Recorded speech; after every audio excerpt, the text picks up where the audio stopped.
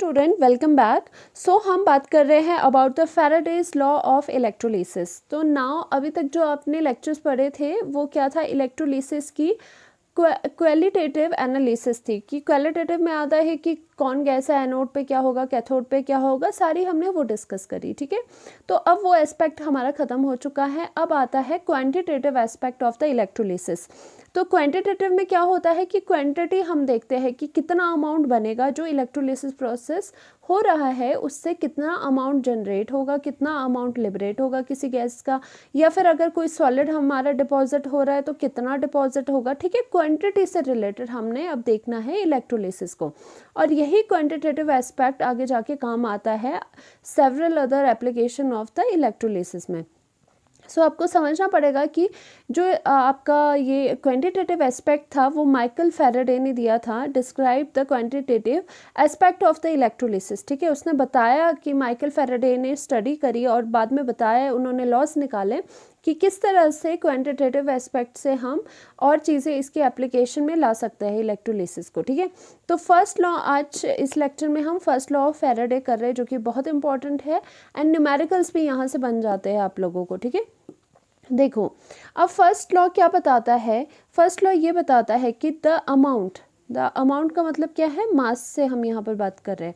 The amount या फिर mass of a substance deposited और mass of gases liberated at a particular electrode is directly proportional to the amount of charge passing through the solution या फिर electrolyte.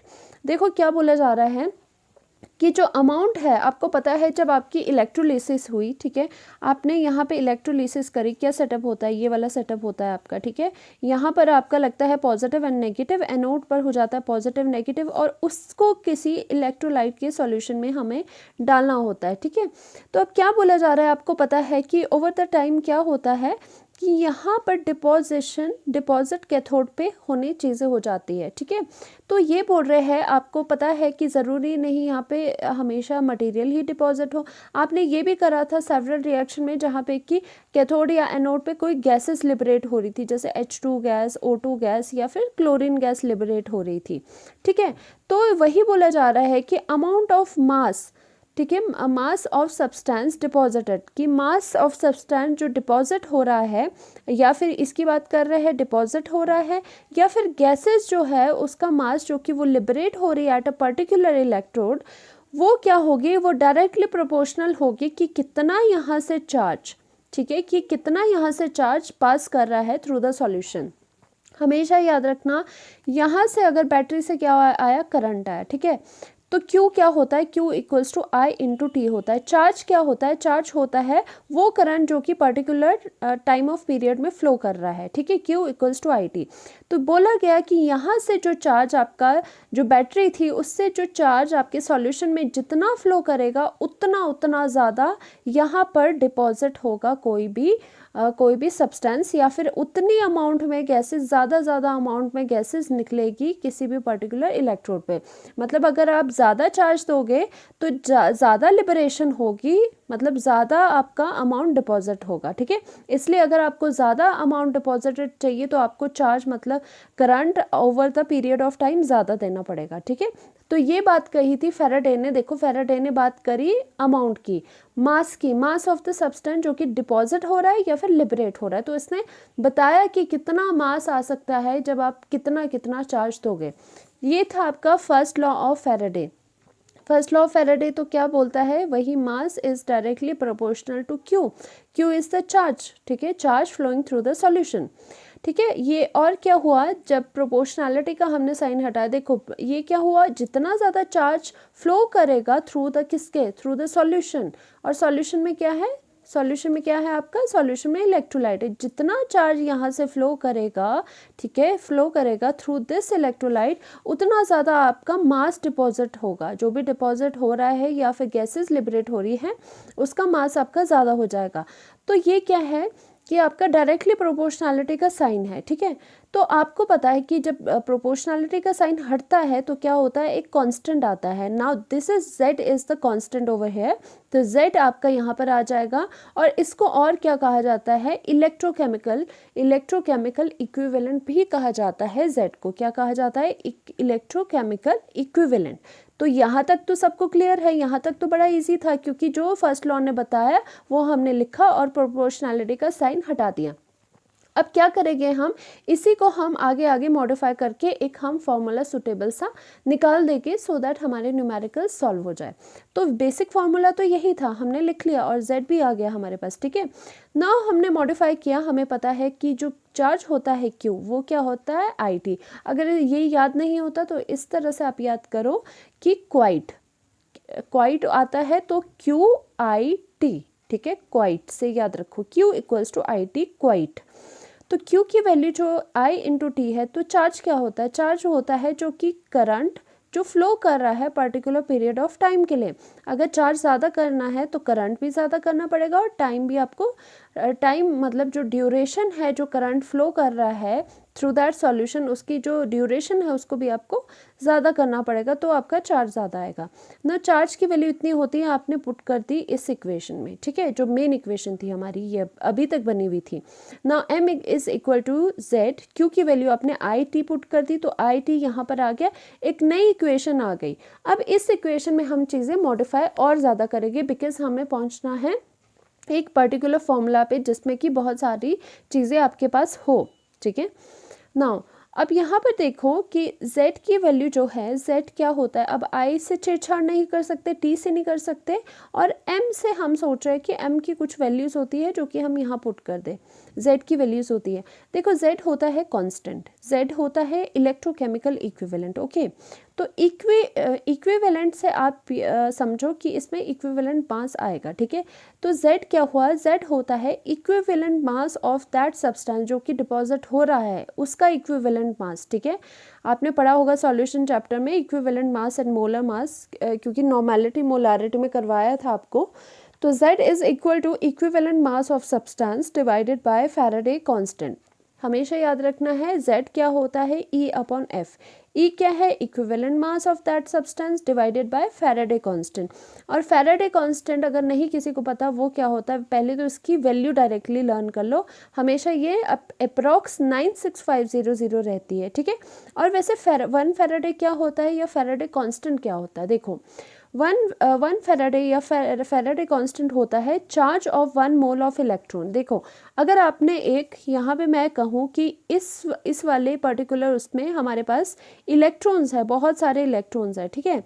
और कितनी quantity है electrons की, जैसे बोलते हैं 1 किलो है, 2 किलो है। अब देखो इलेक्ट्रॉन्स को हम किलो से तो नहीं मेजर कर सकते, ये तो आपको पता है, तो इसके लिए यूनिट क्या बना होता है, मोल बना होता है, ठीक है।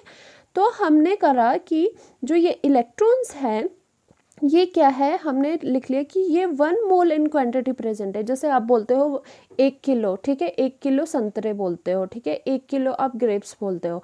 तो मैंने कहा कि यहाँ पर 1 मोल ऑफ क्या है, इलेक्ट्रॉन्स प्रेजेंट है।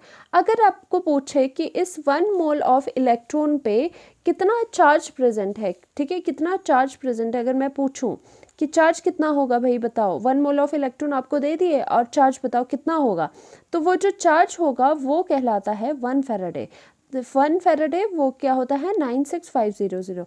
दैट मीन्स क्या हुआ कि 1 मोल ऑफ इलेक्ट्रॉन, बिल्कुल रिलेट करके देखो, ठीक है, ऊपर ऊपर से नहीं, रिलेट करके देखो कि 1 मोल ऑफ जो इलेक्ट्रॉन है अगर उसका चार्ज देखा जाए तो उस पे पूरे पे चार्ज होता है 1 फैराडे, वही फैराडे कांस्टेंट कहलाता है। और इसकी वैल्यू होती है 96500 कूलम, क्योंकि ये चार्ज है। तो वही हमने लिखा कि 1 फैराडे कांस्टेंट क्या होता है, charge of 1 mole of electron, जो कि 96500 कूलम होता है। ऑल्सो जो इक्विवेलेंट मास होता है, बिकॉज यहाँ पे इक्विवेलेंट मास था, अब उसको और खोलो और उसको मॉडिफाई करो। आपको पता है इक्विवेलेंट मास क्या होता है, molar mass divided by n factor.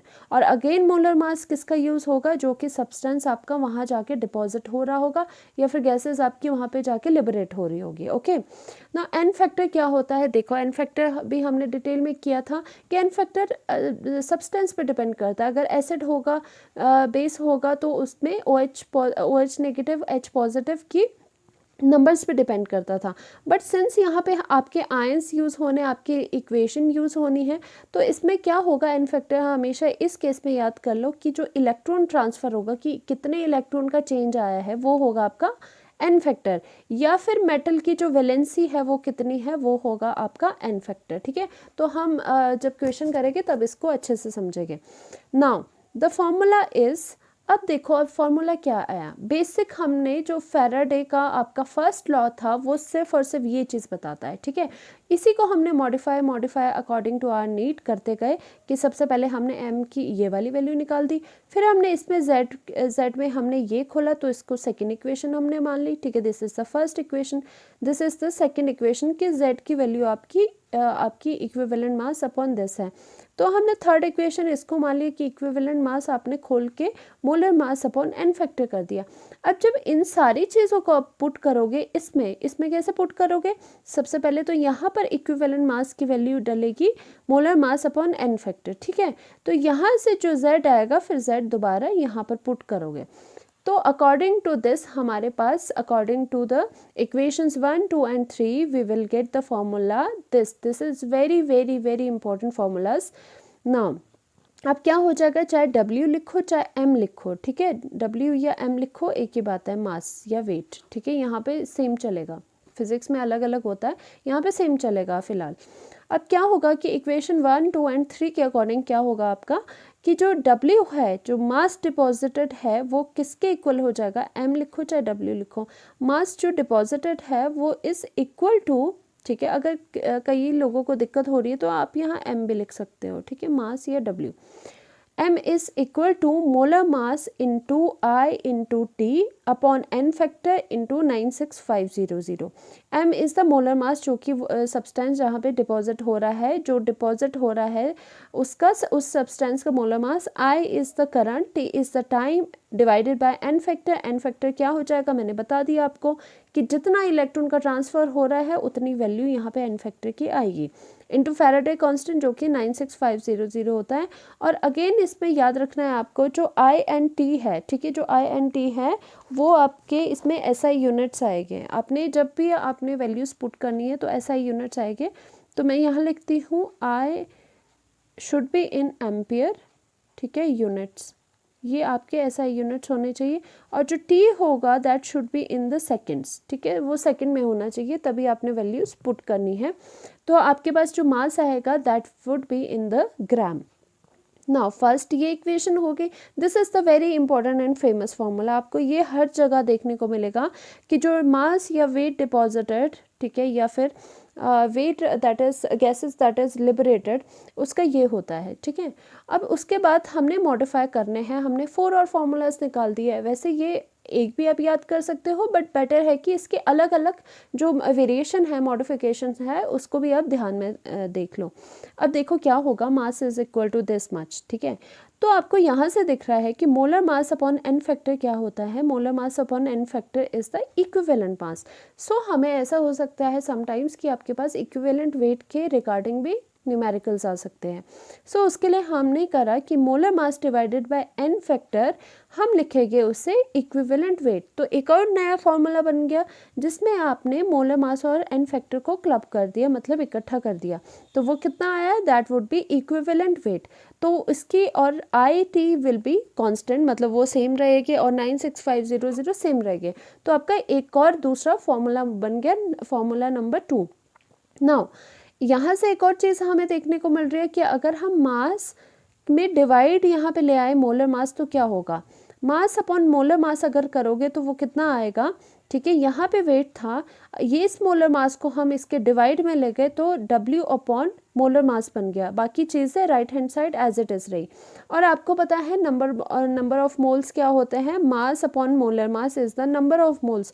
तो इसका मतलब ये क्या बन गया, ये टोटल बन गया आपका नंबर ऑफ मोल्स। और ध्यान से देखने वाली बात है, नंबर ऑफ मोल्स किसके बने हैं, number of moles of product formed produced, जो कि प्रोडक्ट आपका लास्ट में प्रोड्यूस हो रहा है जिसका आपका मास था, ठीक है, उसी के आपके मोल्स बन रहे हैं। अगर कोई पूछे कि कितने मोल्स प्रोड्यूस हो गए तो सिंपली आप ये फॉर्मूला भी लगा सकते हो कि number of moles that is produced, ठीक है, is equal to IT divided by 96500 into n factor. देखो ये सारे जो फॉर्मूलाज हैं ये आए हैं आपके ये बेसिक ओरिजिनल फार्मूला इससे।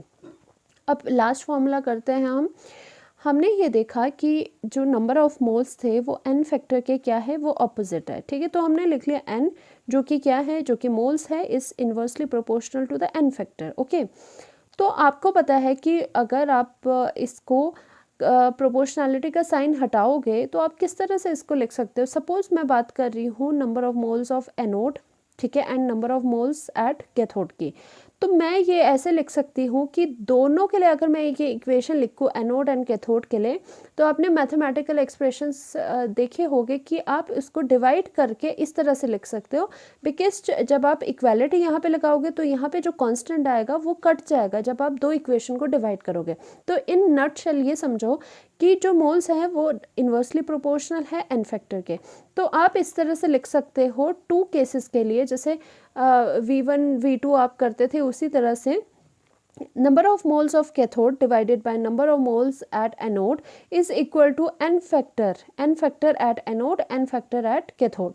तो ये चीज़ें आपको लग सकती है, ये एक फॉर्मूला बनाया गया है, ये आपको तब क्लियर होगा जब आप इसके न्यूमेरिकल्स करोगे और ऐसी कोई प्रॉब्लम आपके पास आएगी। Okay, so now what is electrochemical equivalent, जो कि हमने Z वाली बात करी थी। ठीक है, वो तो हमने बता दिया था कि उसका फॉर्मूला क्या होता है, इक्विवेलेंट वेट के अकॉर्डिंग हमने बता दिया था। Okay, equivalent weight upon Faraday constant.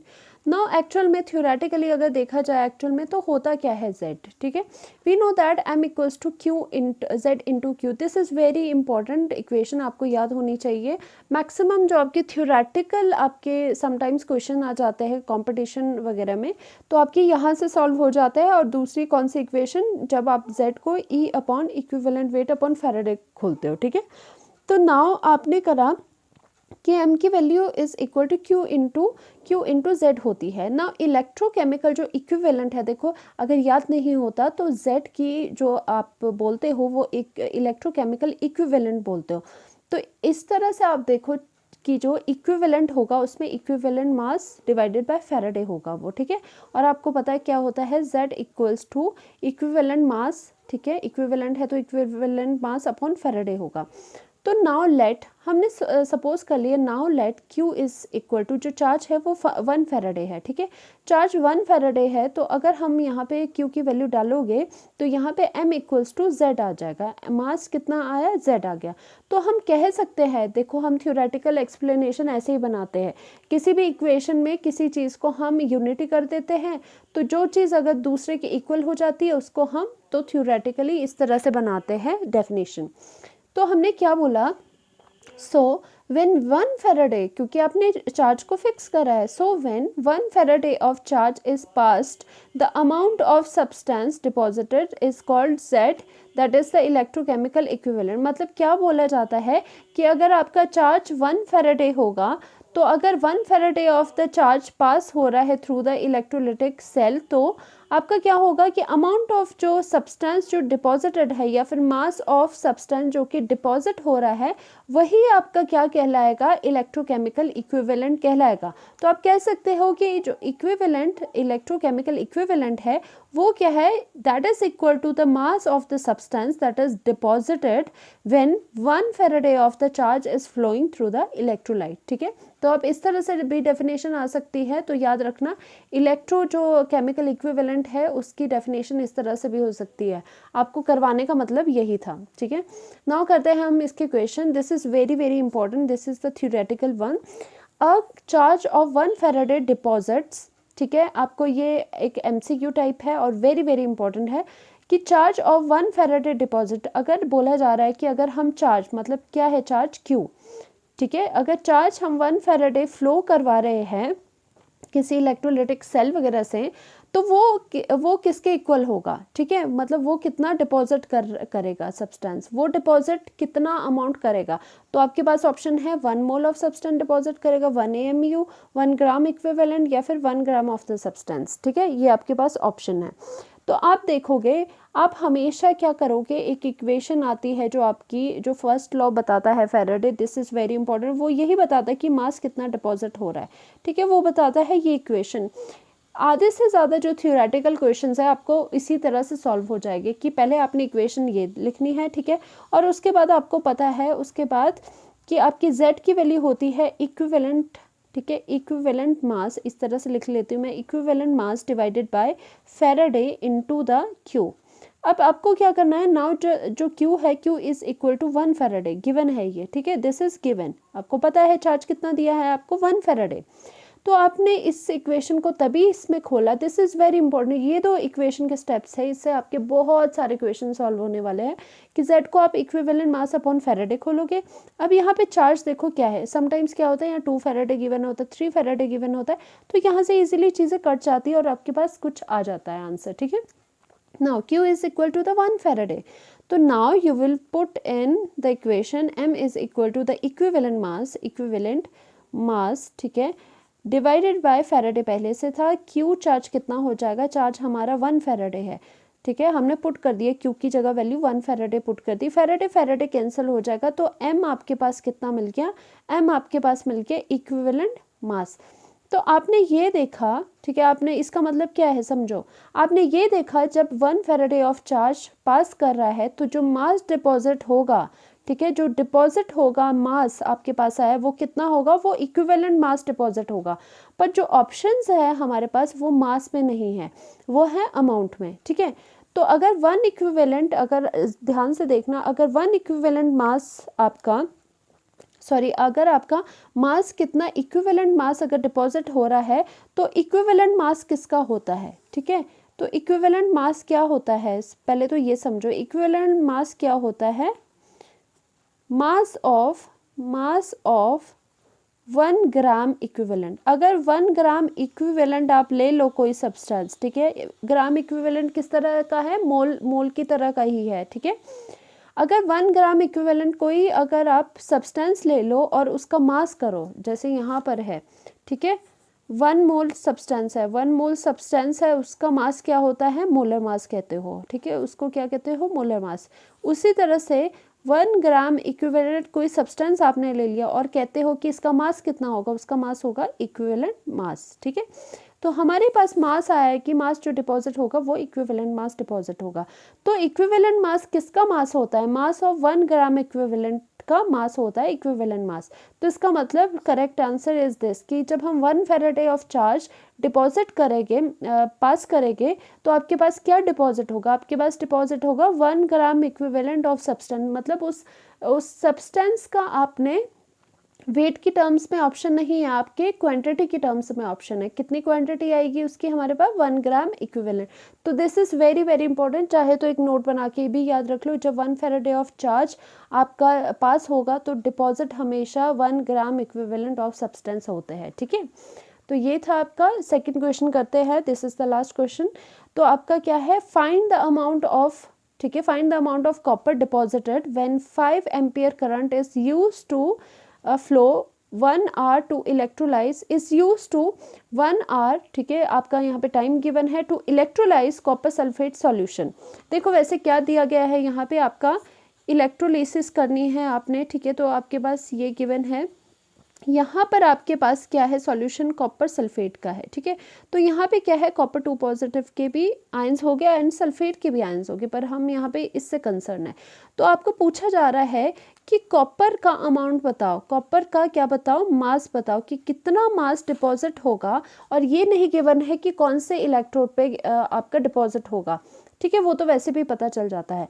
तो आपका इस पे गिवन क्या क्या है, सबसे पहले तो हम लिखेंगे यहाँ पे आपका गिवन क्या है, आपका है यहाँ पे current is equal to 5 ampere, ठीक है, हमें एम्पियर में ही चाहिए, और उसके बाद क्या है, टाइम इज इक्वल टू कितना है, 1 आवर, पर हमें सेकंड में चलाना था, तो टाइम कितना करोगे, 1 आवर में क्या होते हैं 60 पहले मिनट्स होते हैं, मिनट्स को फिर से सेकंड में करोगे तो आपका 60 और मल्टीप्लाई करना पड़ेगा, मतलब आपका 1 आवर है तो 3600 आपका सेकेंड आपका टाइम बन गया, ओके।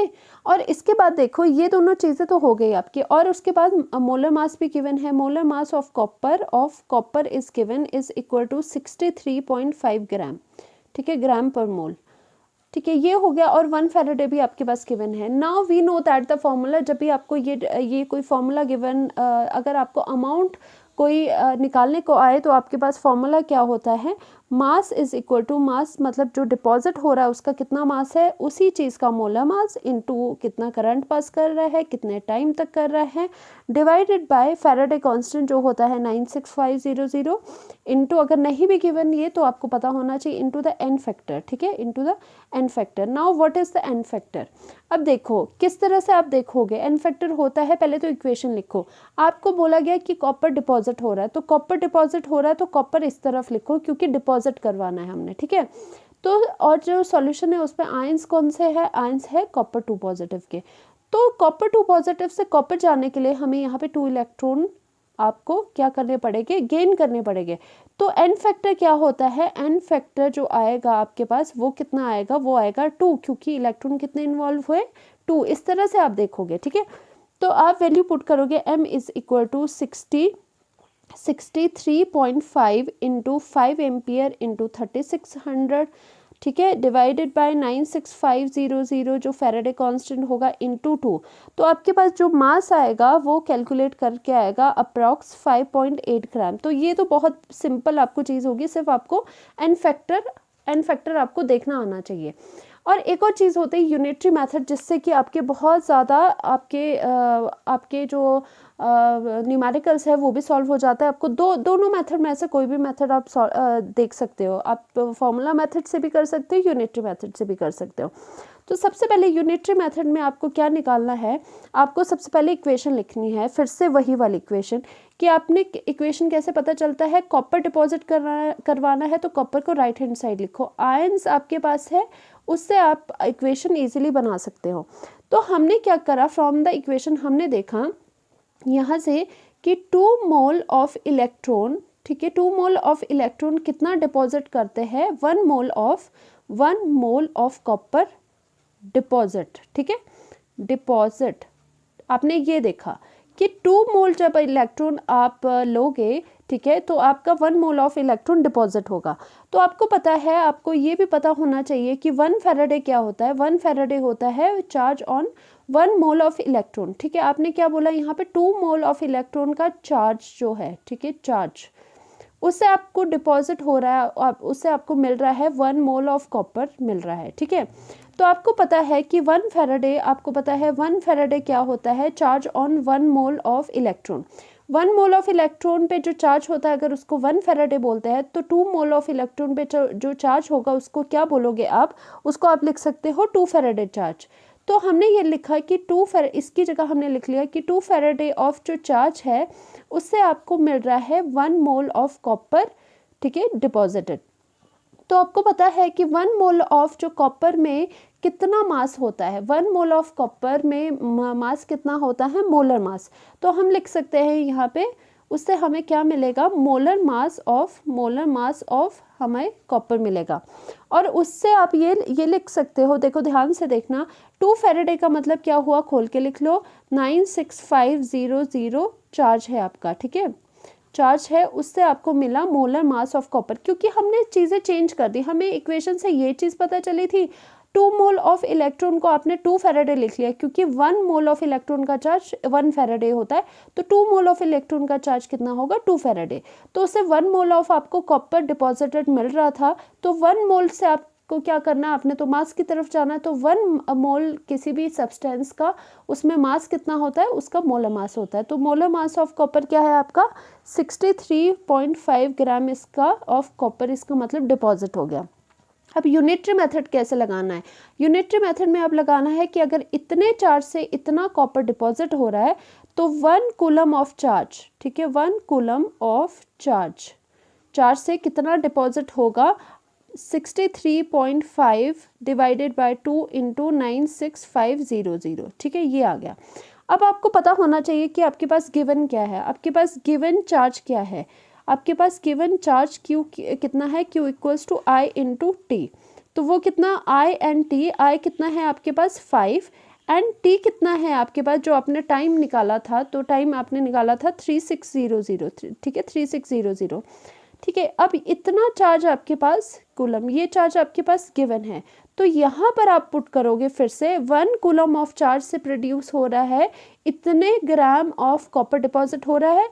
तो हमारा जो ये गिवन है चार्ज, मतलब 5 इंटू 3600 कूलम से आपके पास कितना चार्ज डिपॉजिट होगा, तो आप करोगे मल्टीप्लाई, ये चीज़ एज इट इज़ रखोगे 96500 और आप क्या करोगे, जितना चार्ज पूछा है यूनिटरी मेथड में यही होता है, वो फिर मल्टीप्लाई हो जाता है 5 × 3600। तो अगर आप ध्यान से देखो तो हम यही वाली इक्वेशन में पहुंच गए। तो इसका मतलब मास डिपॉजिटेड कितना आया, ठीक है, मास डिपॉजिटेड आया इतना। तो आपके पास ये जब कैलकुलेट करोगे तो ये कितना आएगा आपके पास, सेम आपके पास आंसर आ जाएगा। तो ये फ़र्क होता है आपका फॉर्मूला मेथड या फिर यूनिटरी मेथड में। यूनिटरी मेथड में आपको करना होता है, इक्वेशन से आपको देखने होता है कि कितने फैराडे ऑफ चार्ज से कितना मोल आपका डिपॉजिट हो रहा है, तो उसको मोलर मास में कन्वर्ट करोगे, ठीक है। उसके बाद आपका 1 के लिए चार्ज देख लोगे, ठीक है, फैराडे खोल दोगे और 1 कूलम के लिए चार्ज देख लोगे कितना होता है। 1 के लिए जब भी आप करते हो तो यहाँ वाली जो चीज़ होती है वो हमेशा डिवाइड में चले जाती है।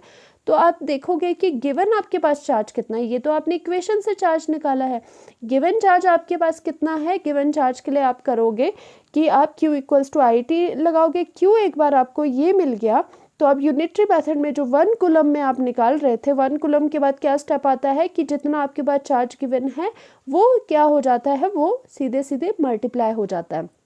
तो देखो 3 स्टेप है, सबसे यूनिटरी मेथड के 3 स्टेप है। फर्स्टली तो ये आएगा कि जो आपको गिवन है वो चार्ज लिखोगे कि given from the given equation इतने चार्ज से इतना आपके पास डिपॉजिट है। दूसरा आपके पास आता है, दूसरा स्टेप याद रखो, वो आता है कि फिर आपने 1 कूलम ऑफ चार्ज से देखना है, मतलब ये इतना कूलम ऑफ चार्ज है तो सेकेंड स्टेप में हमेशा 1 कूलम ऑफ चार्ज आएगा। और 1 कूलम ऑफ चार्ज आने से क्या होगा, जो आपके पास ये वैल्यू होती है ये डिनोमिनेटर में चले जाती है। फिर आपके पास थर्ड स्टेप आता है कि जो गिवन इक्वेशन है, गिवन इक्वेशन से चार्ज निकाल दो, जिस चार्ज के लिए हमें निकालना है। तो ये चार्ज का क्या आ जाता है, तीसरे स्टेप में ये चार्ज सीधे मल्टीप्लाई हो जाता है, तो आपको वही आंसर देखने को मिलेगा। दोनों में से कोई भी आप कर सकते हो, ठीक है। That's all for today, thank you so much.